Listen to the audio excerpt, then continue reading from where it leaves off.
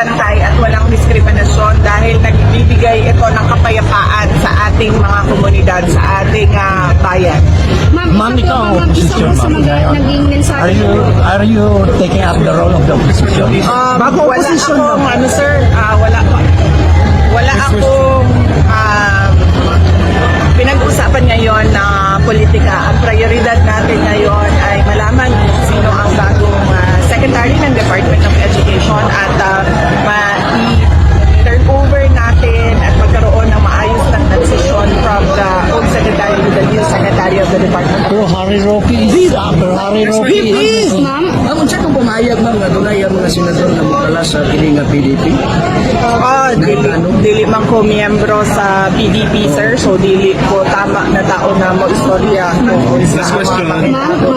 Harry Roque, ma'am. Harry Roque said you are What's the reason? Bakit po tayo nag-resign as Deputy Secretary po? Oh yes, ang priority natin ngayon ay ang pag-transition and turnover sa bagong secretary, no? So let us focus on that before tayo mag-discuss ng mga iba pang bagay. Sabi ni Ma'am, Mr. Romualdez,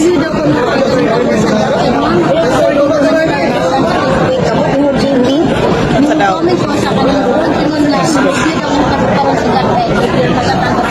Sige, kung ingana, dapat isulti kung unsa ang mga dilibyuman na hitabo para masakto ang kubag sa Department of Education. Hindi pwedeng na dilubyo lang.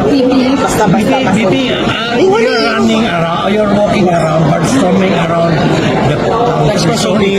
ikaw na talaga. Sasabihin mo na ba? Ang unsa, sir?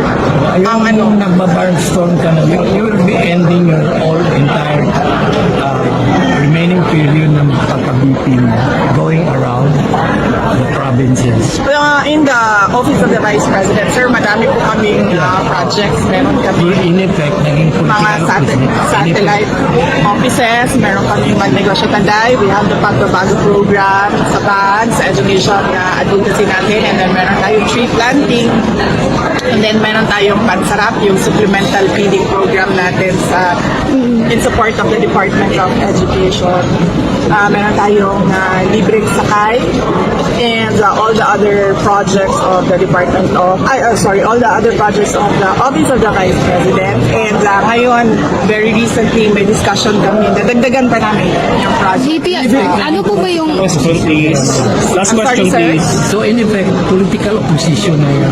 Next question, please. Going for Sa ngayon, sir, nakatutok tayo sa transition ng Department of Education from me to the new secretary, and after that, pag-uusapan namin sa Office of the Vice President, paano pa hanapin yung mga underserved communities natin para magsuporta kami sa iba't ibang opisina ng gobyerno para pagbigay ng mga proyekto. Ma'am, ano po? Sabi ni Speaker Romualdez na miss na daw niya yung unity niyo dati during election. Any comment? Ni Speaker Romualdez sa press ko niya kahapon. Yung friendship niyo daw, VP, na miss niya daw. Anong comment natin dito? VP, ano pong mga katangian ng LGBT community po ang maaari nating isabuhay sa araw-araw po? Marami ang mga LGBTQI plus community members natin, para din yung mga straight, no, na mga lalaki at mga babae. Iba-iba ang kakayahan, iba-iba ang ugali, iba-iba ang kapasidad, at iba-iba ang kanilang mga talento at contribution Yes po.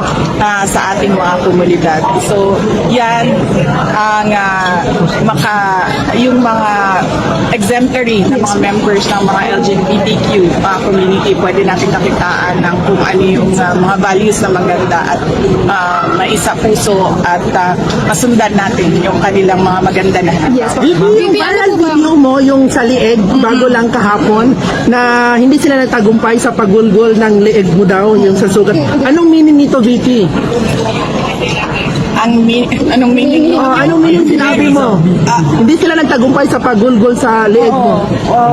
Hindi naman na siguro kailangan i-interpret yon, very straightforward yon. Tinanong ako kung ano yung sugat na nasa leeg ko at sinabi ko na sinubukan nila akong igurgur pero hindi sila nagtagumpay. Sino ba yun sila, VP? Silang lahat. Last question. Ano po ba ating masasabi po? na the new secretary should be from the education system? Depende na yan kasi the position of secretary is a position of trust and confidence unang-una. Tsaka pangalawa, walang nakalagay na requirements para sa isang education secretary. In fact, dito sa Southeast Asia, kung makikita ninyo, hindi lahat ng mga education secretaries are from the education sector. Unang-una talaga, kapag secretary ka, kailangan talaga isa kang leader at isa kang manager. Yes. Yan yung VP, gaano po ba kahalaga po na maintindi sa mga Pilipino ang kahalaga ng sustainable livelihood po? Yes, oo. Mahalaga yan dahil napakahalaga na matuto ang ating mga kababayan sa negosyo Yes po. at matuto sila na buhayin ang kanilang sarili na hindi sila umaasa kahit kanino, lalong-lalo na hindi sila umaasa lang sa gobyerno kung ano yung ibibigay ng gobyerno. Ang trabaho ng gobyerno, bigyan ang mga tao ng kapasidad, bigyan ang mga komunidad natin ng kapayapaan para ang mga tao ay makapagtrabaho, makapagnegosyo, makapag-aral nang hindi sila natatakot na mayroong mangyari sa kanila, sa kanilang mga anak. Anong response ni BBM? question, please. Last question, Anong last response question. ni BBM nung pag-resign mo? Tapos, kumusta yung relasyon ninyo ngayon ni President? I think nasagot ko na yan. Sa GMA kasi yun. Sa amin, hindi pa naman sa amin. Sige. As much as possible, tutulungan ko kayo sa trabaho ninyo para may kapayapaan sa Pilipinas. So, ano yung response ni BBM sa resignation mo at kumusta yung relasyon ninyo ngayon, VP? I would think, sa tingin ko, ay magkaibigan pa rin kami. Ni Pangulong Bongbong Marcos. Pag-resign mo, VP, anong response niya? Nagulat ba siya? Ano, VP? Anong pinag-usapan niyo doon sa Malacanang? Ibang mata. Sige. Sa ibang panahon, pag-uusapan natin yan. Sa ngayon, ang pag-uusapan natin ay ang transition. Napakahalaga talaga na maganda ang turnover at transition. May idea ka ba kung sino yung next Deputy Secretary, VP? Wala akong idea, but we welcome the new appointee of Nung sabi mo kay Tano, Thank you very much. Thank you. 2025 elected senador. ang ingon sa ako ang mama. Mudagan og senador ang ako ang manghod si Baste Duterte and siya ang mudagan sa 2028 kong president. President, Ang ingon sa ako ang mama mo balik daw ko sa Davao nga mag-mayor ko. Sa 2025. Mauna siya ang Kailan ka babalik sa Davao, VP? VP, kailan ka babalik sa Davao, Mayor? Inaabangan namin taga Davao. Kailan next year? pag-uusapan namin. Basta, So, walang idea kung magre-resign tayo as VP. Wala namang ganung usapan. walang ganun na usapan. So next year mo, 2025, meron kayong senador campaign. Lahat sila raring na tumakbo eh. Si PRD, senator. Yung kuya ko, si Paulo Duterte, yung congressman ngayon, senator. Si Sebastian Duterte. So tatlo ang Duterte next year for senator. Yes, tatlo ang Duterte next year. Confirm na ba yan galing sa'yo, VP? Or sa mama mo? Confirmed yan. VP, ano po ba Siya may presidency. Ang ingon sa ko ang mamang akong manghod ko no, dagan o president.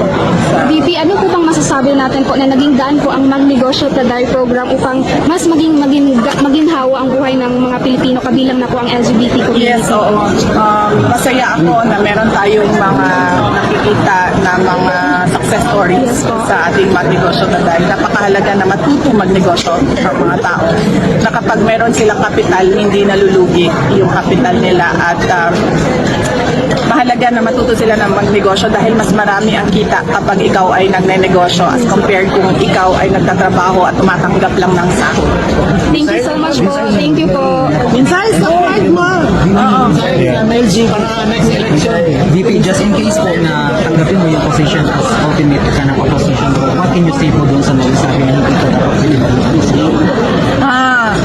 Ang mahalaga ngayon ay ang transition ng Department of Education. So kung ano man yung mga pwede nating pag-usapan natin kapag meron ng bagong secretary na nakatutok sa Department of Education. Dahil sa ngayon, ang prioridad ko ay ang Department of Education.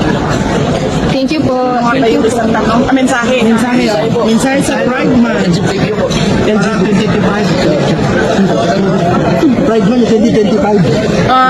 Nagpapasalamat ako sa ating mga members ng LGBTQ community sa kanilang pakikipaglaban sa equality and inclusivity. Dahil dito namumulat ang ating mga kabataan, ang ating mga kababayan na mahalaga ang respect, equality, inclusivity sa kapayapaan ng ating bansa. Thank you.